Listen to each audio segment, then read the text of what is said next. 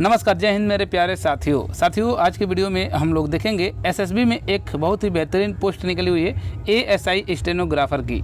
एक नई भर्ती निकल कर आ चुकी है और इसमें मात्र आपसे 12वीं पास मांगा गया, यानी कि आप यदि 12वीं पास हैं और आपकी मिनिमम यानी कम से कम यदि आप 18 वर्ष का हो चुके हैं तो आप इसके लिए एलिजिबल हैं, आवेदन कर सकते हैं। और इसका जो आवेदन है स्टार्ट भी हो चुका है, यानी कि 20 मई से आवेदन स्टार्ट हो चुका है। अंतिम तिथि 18 जून रखी गई है। क्या अंतिम तिथि 18 जून रखी गई है? तो हम लोग इस वीडियो में देखने वाले हैं कि किस तरीके से इसमें आवेदन करेंगे, क्या क्या इसमें डॉक्यूमेंट लगेगा, ठीक है। उसके बाद से सबसे बड़ा इशू होता है एज को लेकर, आयु सीमा को लेकर कि एज कब से कब तक मांगी गई है, कब काउंट की जाएगी, ओके। उसके बाद सिलेक्शन प्रोसेस देखेंगे कि सिलेक्शन प्रोसेस में आपका सबसे पहले क्या क्या होने वाला है, सिलेबस में क्या होगा, नेगेटिव मार्किंग होगी कि नहीं होगी, और सैलरी सबसे बड़ा इशू देखिए। सैलरी इसमें बहुत ही बेहतरीन, यानी कि आप कह सकते हैं यदि आप इसमें आपकी नौकरी लगती है तो स्टार्टिंग जो आपकी सैलरी बनने वाली है 50,000 रुपये। कितना? 50,000 रुपये आपकी सैलरी स्टार्टिंग ही बनेगी, ओके।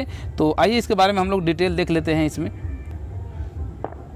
तो ये देख सकते हैं, ये ऑफिशियल वेबसाइट से डाउनलोड किया गया है, आपका विज्ञप्ति है, ठीक है, ये विज्ञापन है। तो देखते हैं इसमें क्या क्या बताया गया है। तो सबसे पहले तो मैं वैकेंसी के बारे में बता दूं कि टोटल जो आपका पोस्ट आया है 40,000। कितना? टोटल आपकी जो वैकेंसी है 40 है। और बहुत सारे विद्यार्थी सोच रहे हो कि 40 ही बहुत कम वैकेंसी है, तो ये बहुत समझिए कि कम नहीं है। ये 40 वैकेंसी कम नहीं होती है, चूँकि ये स्टेनो की वैकेंसी। क्या है? स्टेनो की वैकेंसी है, और स्टेनो में जानते हैं कि लड़के बहुत ही कम मिलते हैं, ओके। तो 40 वैकेंसी को कम मत समझिए फ्रेंड्स। यदि जिनका स्टेनो तैयार है, जो लोग तैयारी कर रहे हैं स्टेनोग्राफर का, उनके लिए बहुत ही बेहतरीन ये वैकेंसी है। तो टोटल 40 पोस्ट है, जिसमें जनरल का 14 पोस्ट है, ईडब्ल्यूएस का 1 है, ओबीसी का 17 पोस्ट है, एससी का 6 पोस्ट है और एसटी का 2 पोस्ट है। टोटल मिलाकर कितना है? 40 आपकी वैकेंसी होने वाली है, ओके। चलिए इसके बारे में हम लोग आगे देख लेते हैं। देखिए यहाँ पर पे स्केल के बारे में बताया गया है कि जो आपका पे स्केल है, यानी कि लेवल 5 का है, यानी कि 29,200 से लेकर 92,300 रुपये प्रति मंथ दिया गया है ना। तो इसका मैं सैलरी बता देता हूँ, ठीक है। ये आपका बेसिक पे आपका 29,000 है, यानी कि बेसिक जो आपका बेसिक पे है आपका 29,200 है। लेकिन इसमें जब अलाउंस जुड़ जाता है फ्रेंड्स, तो मान कर चलिए कि आपका 50,000 के आसपास आपकी सैलरी फर्स्ट मंथ से ही बनना शुरू हो जाएगी। बात समझ में आ गया ना? तो ये सैलरी हो गया। चलिए आगे हम लोग देख लेते हैं। यहाँ पर देखिए इस एलिजिबिलिटी यानी कि योग्यता के बारे में बताई गई है कि योग्यता क्या होनी चाहिए। तो ये आपका जो पोस्ट है, पोस्ट का नाम है एएसआई स्टेनोग्राफर का है, ठीक है। 18 से 25 साल आपकी उम्र होनी चाहिए। उसके बाद से जो एजुकेशन क्वालिफिकेशन है मात्र 10+2 यानी कि 12वीं पास। यदि आप 12वीं पास हैं, ठीक है, तो आप इसके लिए एलिजिबल हैं। लेकिन इसके साथ साथ में स्किल टेस्ट भी मांगा गया है। स्किल टेस्ट क्या है? तो आपका 10 मिनट का डिक्टेंशन होगा, ओके।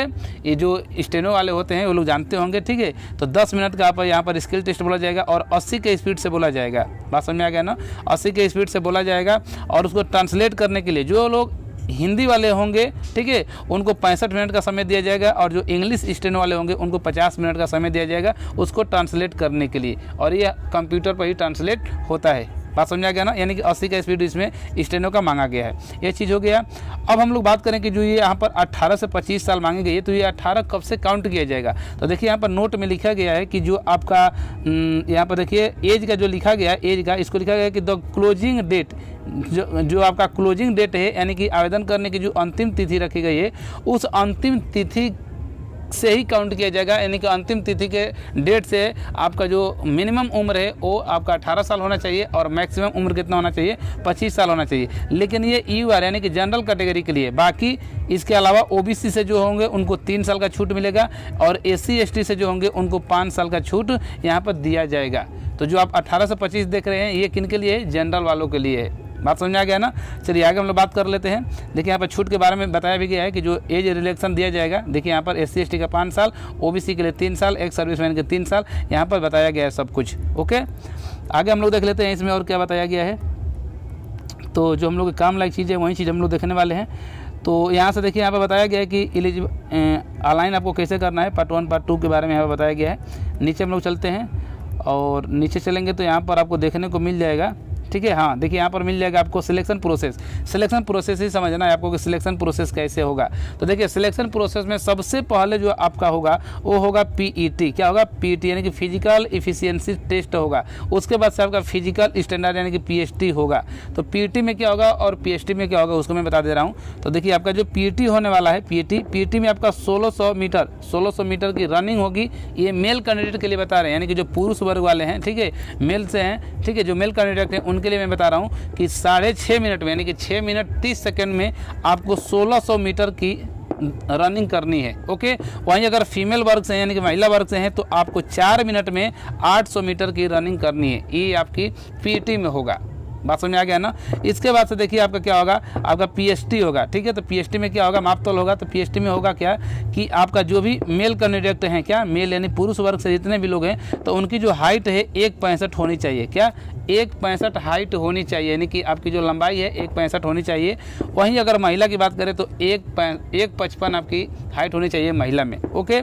जो चेस्ट होगा आपका, जो सीना है, तो मेल कैंडिडेट का होता है, महिला का होगा नहीं। तो मेल कैंडिडेट में जो चेस्ट लिया जाएगा मिनिमम आपका 77 यानी कि 77 लिया जाएगा और 5 सेंटीमीटर कम से कम आपको फुलाना आना चाहिए। ओके। तो ये हो गया। लेकिन ये जो मैं बात कर रहा हूँ ये आपका जो देख सकते हैं यहाँ पर एसटी को छोड़कर है। क्या है? एसटी को छोड़कर ये जो हम बताए हैं कि जो यहाँ पर लंबाई और चेस्ट जो बताए हैं ये एसटी कैंडिडेट को छोड़कर है, यानी कि ये जो आपकी हाइट है यूआर यानी जनरल के लिए है, ओबीसी के लिए है और किसके लिए? एससी के लिए, ईडब्ल्यूएस के लिए, इन सब के लिए ये हाइट मांगी गई है।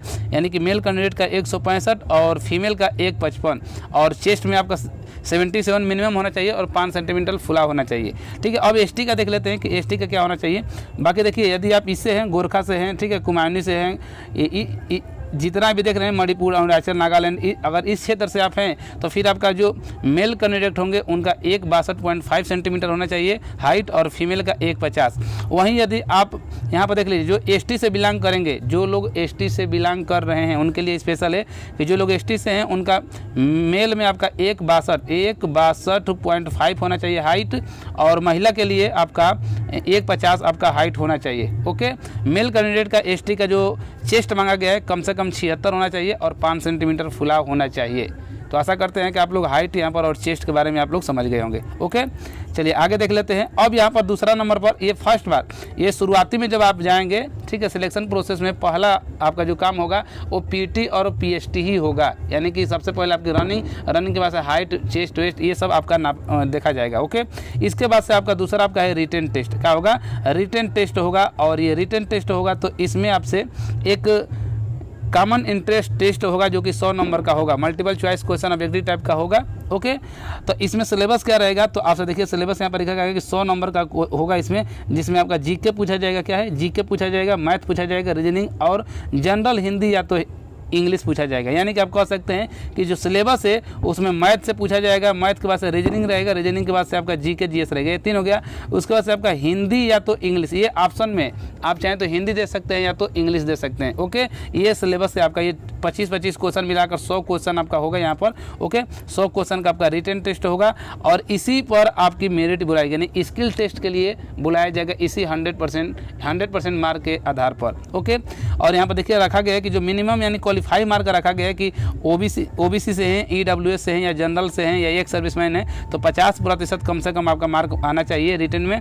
और यदि आप एससी एसटी से हैं तो 45%। लेकिन ये मिनिमम रखा गया, जरूरी नहीं है कि आप 50% करेंगे तो आपको बुला लेगा। वो हाईएस्ट ऊपर से देखेगा कि जिस वैकेंसी के अनुसार वो गुना के आधार पर बुलाएगा लड़कों को। ठीक है। तो आप क्या करेंगे कि रिटन में जितना अधिक से अधिक आप मार्क लेकर आएंगे उसी के बेस पर आपको स्किल टेस्ट के लिए बुलाया जाएगा और फाइनल मेरिट वहीं से आपकी बनने वाली है। ओके। तो ये चीज़ हो गया, दूसरा चरण हो गया। तीसरा चरण आपका स्किल टेस्ट होने वाला है। क्या है? स्किल टेस्ट होगा जो कि हमने बता दिया कि यानी कि ई शॉर्ट हैंड टेस्ट होगा, यानी कि स्टेनो का टेस्ट होगा जो कि 80 वर्ड पर मिनट के हिसाब से आपका स्किल टेस्ट होगा, स्टेनो बोला जाएगा। और इसमें आपको स्किल टेस्ट देना होगा, वो भी किस पर होगा? तो कंप्यूटर पर आपका टेस्ट होगा, यानी कि जो टाइपिंग आपकी होगी, जो उसको मैटर को टाइप करेंगे वो आपका कंप्यूटर पर ही होगा। ओके। इसके लिए हमने बताया था कि हिंदी वालों के लिए 65 मिनट का टाइमिंग दिया जाएगा ट्रांसलेट करने के लिए और इंग्लिश वालों के लिए 50 मिनट का समय दिया जाएगा, हमने ऊपर बता दिया है। ओके। तो ये स्किल टेस्ट होगा, सिलेक्शन प्रोसेस होगा। इसके बाद से आपका यहाँ पर मेडिकल होने डॉक्यूमेंट वेरिफिकेशन होगा, डॉक्यूमेंट के बाद से आपका क्या हो जाएगा, यहाँ पर मेडिकल होगा, मेडिकल के बाद से फाइनल आपकी मेरिट तैयार हो जाएगी और उसके बाद से आपकी ज्वाइनिंग करा दी जाएगी। तो ये था यहाँ पर देखिए फाइनल रिजल्ट आ जाएगा, ये सिलेक्शन प्रोसेस था। ठीक है, तो आशा करते हैं कि आप लोग समझ गए होंगे, इसमें और कुछ समझाने लायक नहीं है। हाँ, एक चीज़ और मैं बता दूं, यहाँ पर जो भी SC ST और OBC वाले हैं वो लोग अपना देख लीजिएगा कि जो यहाँ पर कास्ट सर्टिफिकेट लगाएंगे वो सेंट्रल का लगाएंगे। देखिए यहाँ पर दिया गया ये OBC का है, देखिए अदर बैकवर्ड क्लास के लिए OBC का है, तो OBC का इसी फॉर्मेट में आप लोग देखिए फॉर्मेट दिखा दे रहे हैं, इसी फॉर्मेट में आप लोग बनाकर ले जाइएगा। ठीक है, तो वही मान्य होगा। देखिए ये किसका है, तो आप बिलोंग टू ये SC है, SC ST कैंडिडेट के लिए इस फॉर्मेट में होना चाहिए, तभी आप छूट लेंगे OBC SC ST का। इस फॉर्मेट में अगर यदि आपका जाति प्रमाण पत्र नहीं रहेगा तो फिर वो मान्य नहीं होगा, आपको सामान्य वर्ग में भेज दिया जाएगा। ठीक है, बात समझ में आ गया ना। तो फिर आज की वीडियो बस यहीं तक रखते हैं फ्रेंड्स। यदि किसी को कोई चीज़ ना समझ में आया हो तो कमेंट के माध्यम से कमेंट करके पूछ सकते हैं। ओके, वीडियो आपको कैसी लगी है कमेंट बॉक्स में कमेंट जरूर कीजिएगा। वीडियो अच्छी लगी है तो वीडियो को लाइक कर दे। चैनल पहली बार आए हैं, चैनल को सब्सक्राइब नहीं किए हैं तो इस तरीके की जानकारी लेने के लिए देखने के लिए चैनल को सब्सक्राइब जरूर कर ले। ओके, धन्यवाद।